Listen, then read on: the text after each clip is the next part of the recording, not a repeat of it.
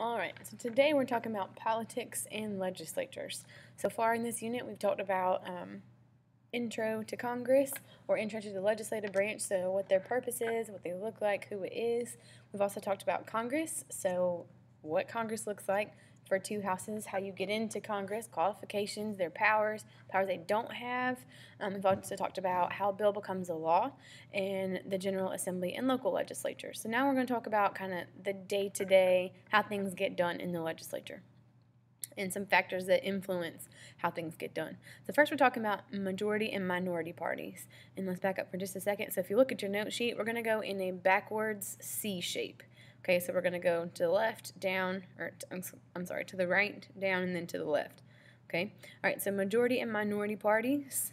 A majority party is the party with the most people, and a minority party is the party with less people. Okay, so here's how it looks in the House, because remember the House has more people, it's closer to the people. So if you look, Republicans have a majority in the House right now, and Republicans also have a majority in the Senate, because remember Senate has 100 people in it. Okay. So what are some benefits to being in the majority party? Well, it's easier to pass laws that you support because there's more of you who are voting on a law. Okay, remember, you only have to have a 51% majority, so just somebody to tip the balance in your favor. Okay, and you also get to choose your leader. So when we talked about leadership in both the House and the Senate and Congress, the Republican Party got to pick who was the leader of the House of Representatives, aka the Speaker of the House, and his name is Paul Ryan. And the Republican Party also got to choose what senator they wanted to lead all of the senators together. And he's a senator from Utah. His name is Orrin Hatch. Okay, so the President Pro Tem, remember, he is the day-to-day leader of the Senate. The official one is the VP, but really he or she is only in there to break ties. Okay, so this is why it's good to be in the majority party. So Paul Ryan and Orrin Hatch. All right, so remember we're moving to the right-hand side, top right-hand box on our note sheet. We're talking about some benefits and some punishments of congressmen. So what are some good things about being a congressman? So some benefits are the franking privilege. It sounds bad, but it's really not. Franking just means being able to send mail. So envelopes and stamps, and to ship things to a constituent or someone who you represent as a congressman, either a senator or a representative, is free for you. So you can send mail to whoever you want to. So if you get mail during an election year for Senator so-and-so or Representative so-and-so in North Carolina, it's probably because they were able to do it for free. Okay, so that's a good campaign strategy to send mail to people and get their name out there. All right, your salary is also a benefit. They make oodles more than I do. Okay, their salary is somewhere around $200,000. It's between $175,000 and $200,000. All right, they get some office space across the street from the Capitol building, so they don't just have to show up to the Capitol building with a bag over their shoulder of all of their stuff. They have an office across the street. There are two different buildings for congressional offices in Washington, D.C., which are only a couple blocks from the Capitol building. They also get immunity, right? And immunity is when you get basically a free pass for breaking the law in order to do what is necessary to pass laws. Okay, so if they're speeding in order to get to the Capitol building because they've had a meeting with someone else, they've got to get back before their little committee gets in session, they probably don't have to pay for that speeding ticket. Okay, so immunity is when they can bend the law a little bit to suit their needs if it is for the purpose of passing a law. Okay, they also get retirement and health benefits. Okay, so a health benefit, like they get essentially free insurance, which is part of the Affordable Care Act or Obamacare. They do get retirement benefits. So when I retire, I'll get about 60% of my monthly income will be given to me by the state of North Carolina, since I'm technically a state employee. And then whatever money that I saved in my own personal retirement account also comes to me. So congressmen are the same way. So when they retire from Congress, they still get retirement benefits. All right, so here's a graphic that kind of explains the rise of congressional salaries. So here are regular old, everyday United States citizens. The median income, which we know as a math term means the middle, okay, is almost 50 grand. Here they are. Here is Congress, all the way up here at almost $1.75. Okay, so the gap between the two is very large, but the people whose salary is up here are representing people who are down here on the pay scale, okay? So sometimes there can be a disconnect between reality for the middle class and reality for congressmen, because they live in essentially two different types of economic worlds in a financial world. All right, so the United States Senate can send you some mail. This is the franking privilege, okay? So Maria, whoever this is, I cannot tell for the life of me what that is in cursive, but the United States Senate can send you stuff. The United States House of Representatives looks about the same, and here is their little zip code, official business, aka a campaign, or they're sending you a letter to a constituent. All right, and here is a cartoon about which one is the real entitlement. Okay, so here's the congressman saying, check out the freeloader living off the system, even though they get free health care, an enormous pension, 67 paid holidays. I didn't even know that there were 67 holidays that were recognized as important, but here we are. Okay, and also limited sick time. Someone who is on Social Security has paid into it all of his life. Is called a payroll tax. I pay into Social Security. If you work a job right now that you get a paycheck for, you also pay into Social Security. However, this person lives off of 15 or 14 grand a year. The poverty line is about 20 grand. So they're living below the poverty line, but apparently they're still a freeloader. Okay? So, some punishments. If congressmen, because that immunity can only go so far, you can only bend the law so much. Okay? So, there are two types of punishment for Congress. There's expulsion, or getting kicked out, all right, expelled by a 2/3 vote. Remember, this is what kind of majority? Hope you can answer because there's a question coming up. All right, and also censure is a slap on the wrist, or you're warned about your actions. Okay, the last congressman who was expelled was a guy from Nevada, and he got caught for prostitution, for engaging in prostitution. He was not actually the hooker, but he was with one and got caught. And so he was kicked out of Congress. So censure is the equivalent of getting ISS or suspended for your actions. And then expulsion, goodbye, you cannot come back to Congress. You do not get another chance. Okay, so expulsion is pretty bad. You have to do something pretty significant in order to be kicked out of Congress. But censure happens more often than expulsion does. Okay, so we are going to the bottom right-hand corner of our note sheet now. This is about districts and gerrymandering. So how do we know which person that we vote for? How do we know what our options are? Because when I walk into my polling place where I go to vote, my ballot is going to look different from somebody who is voting in Washington, in Beaufort County.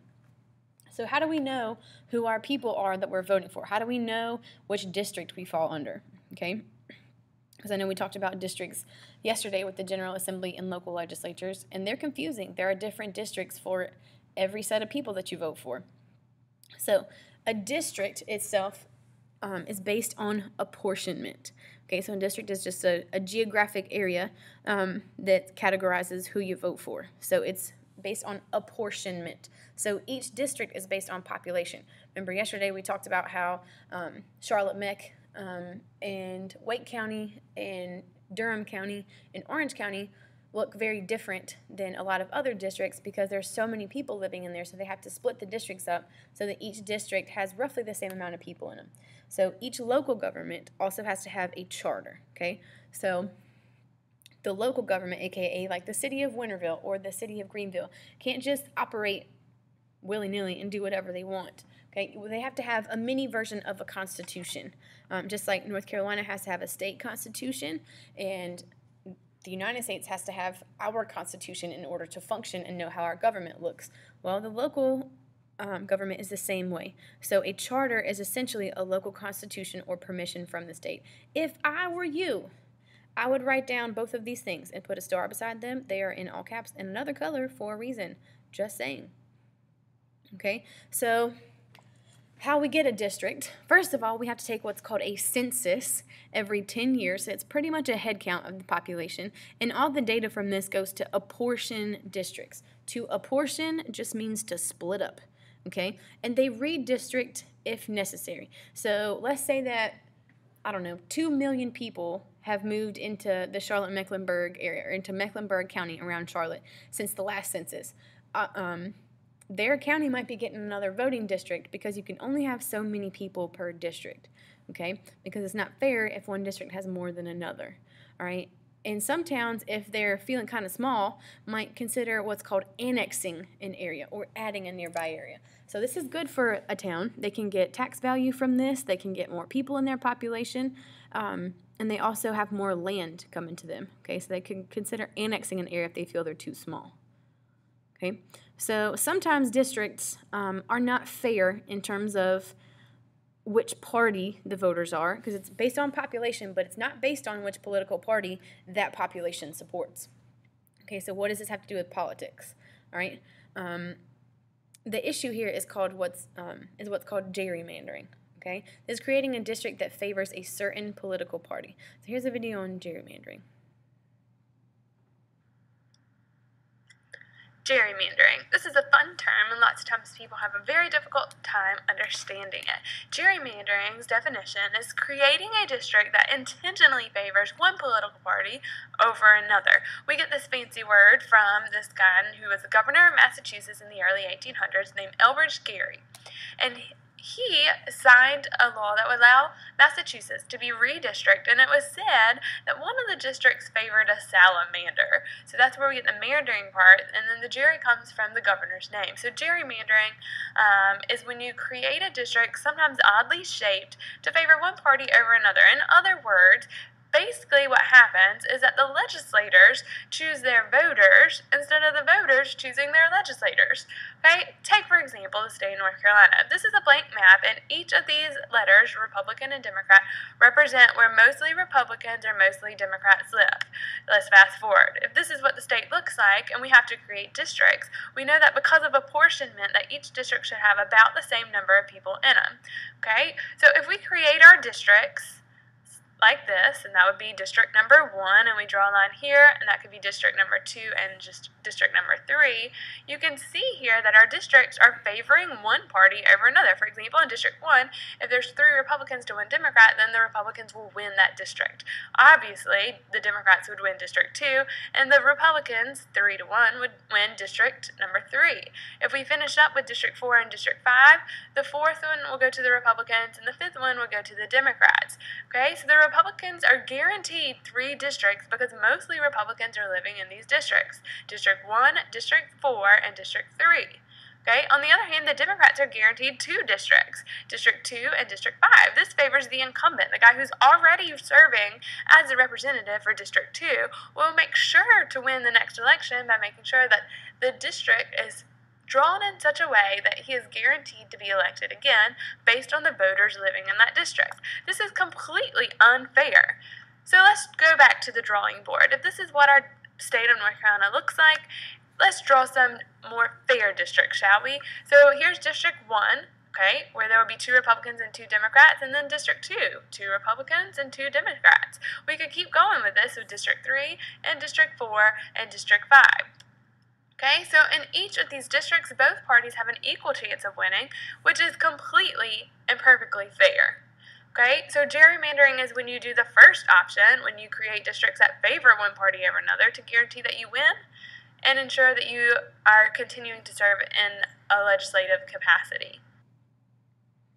All right, so that was gerrymandering. Okay, so our last one is riders, earmarks, and pork barrel spending. Okay, so there are 3 different things, but they end up with basically the same result. So a rider is an unrelated piece of information on a bill. Okay, so earmarks and pork barrel spendings are spending money on a specific project. Okay, so for pork barrel spending, there was a senator from West Virginia who would ask for money to repave all the roads in West Virginia if anybody wanted his vote on anything from Congress. Okay, so that's pork barrel spending. That's earmarking money. Okay, pork barrel is essentially unnecessary spending that is supposed to appease your congressman or make your congressman happy so they'll vote for things, okay? And a rider is an unrelated piece of information on a bill. So there might be a senator that you might need in order to get the majority and pass that law that you want to get done that needs a little bit of an incentive to vote on that bill. So that's a rider. Okay, so these 3 are essentially just unrelated pieces of info or money that land on a bill. Okay, so this has been politics and legislatures.